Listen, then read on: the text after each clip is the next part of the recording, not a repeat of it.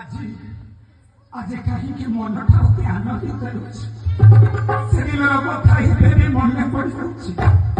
ମୋ ଗୁରୁ ମାତାମା ମତେ କହିଥିଲେ ମାରି ଦିନେ ଭଗବାନ ବିଷ୍ଣୁ ରାମ ଅବତାର ହୋଇ ତୋରି ଆଶ୍ରମରେ ପହଞ୍ଚିବେ। ହେ ପ୍ରଭୁ କୋଉଦିନ ଆପଣଙ୍କର କରୁଣା ହେଇବ କେତେ ଦିନ ଆଉ ଅପେକ୍ଷା କରିବି ପ୍ରଭୁ। ଏତେ ଭାରି ଅରଣ୍ୟର ବୁଲି ତରୁ ତଳ ଶାନ୍ତି ପାଚିର ଧରି